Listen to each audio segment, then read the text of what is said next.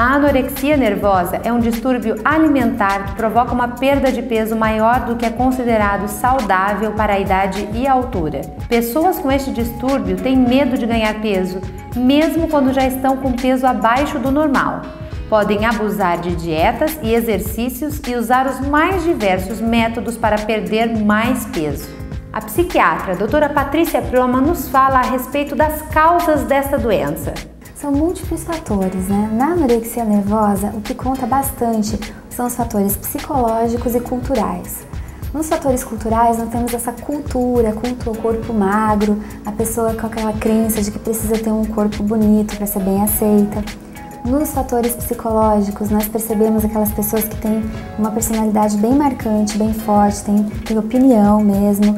São pessoas com baixa autoestima, que têm uma sensibilidade muito grande a críticas e frustrações. Então acabam tentando compensar de uma maneira mais rígida, né?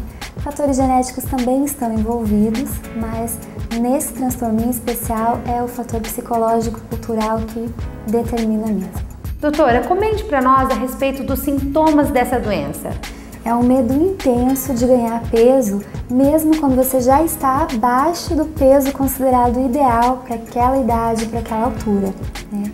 Então essas pacientes, elas têm uma imagem distorcida do próprio corpo, elas vão acostumando com aquele corpo magro e vão querendo sempre mais. E nós temos basicamente dois tipos de anorexia. A anorexia restritiva, onde o paciente simplesmente começa a ingerir quantidades mínimas de alimento, e tem a anorexia purgativa, quando além de restringir o alimento, ele ainda toma medidas que acelerem a perda de peso mais ainda. Então, vômitos, exercícios físicos em excesso.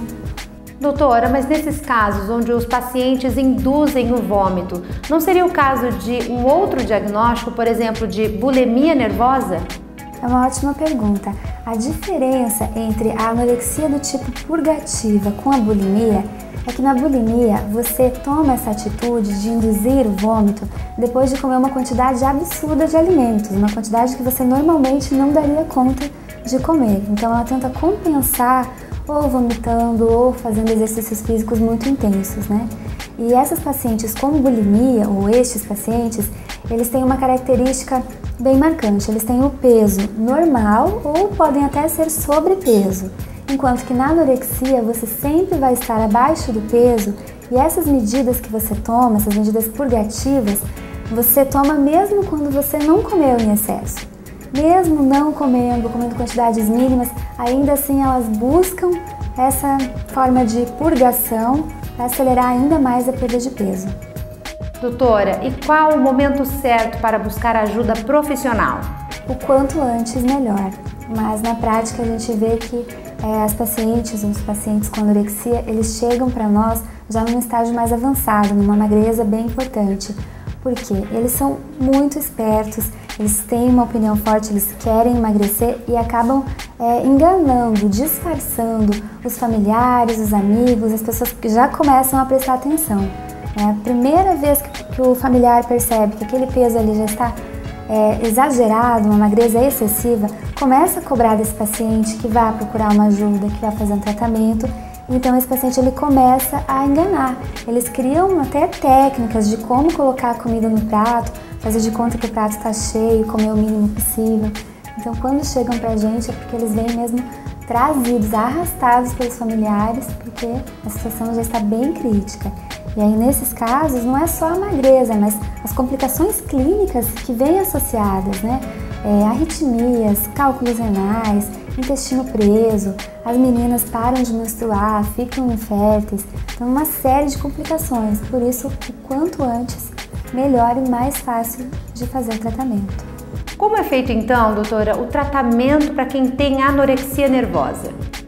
Em primeiro lugar, nós temos que ter consciência de que o psiquiatra sozinho não vai conseguir resolver esse problema, porque não é uma questão de você medicar essa paciente, é uma questão médica, psicológica, cultural. Então precisa de uma equipe multidisciplinar envolvendo psiquiatra, psicólogo, nutricionistas, né? Algum médico clínico de confiança da família. Essa equipe elas tem que estar bem coordenada. Em primeiro lugar, você vai tratar o que é mais urgente. ou seja, fazer a paciente recuperar um pouco aquele peso e restabelecer então as funções orgânicas, né? Ou seja, o intestino volta a funcionar, as moças voltam a menstruar, né? E depois você vai fazer uma abordagem mais profunda, que é a psicológica, que é fundamental nesses casos, né? Trabalhar então essas questões, né? Essas crenças, esses traumas, essa baixa autoestima, o que levou esse paciente a acreditar que ele precisava ter um corpo magro, um corpo perfeito para ser bem aceito. E isso é complexo, não é fácil, então precisa de uma rede de apoio muito forte. Como fazemos para identificar se um paciente precisa de internação, doutora? Bom, a gente sempre tenta fazer um tratamento sem internação, mas existem algumas situações em que realmente não tem como não internar. Por exemplo, nas pacientes que oferecem risco de suicídio, naquelas pacientes que estão completamente desmotivadas no tratamento, que não têm noção da gravidade do quadro clínico que elas estão apresentando. Naqueles casos onde as complicações clínicas já são bem graves, então essa paciente está fazendo uma arritmia, pode ter um risco de parada cardíaca, ou então naqueles casos em que a gente percebe que a estrutura familiar não é adequada, que aquela paciente não está recebendo um suporte emocional adequado e talvez uma internação numa fase inicial possa ser de grande utilidade. Como nós vimos, a anorexia nervosa é uma doença grave e pode ser fatal.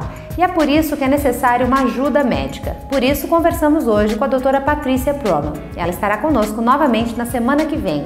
Falaremos sobre o toque.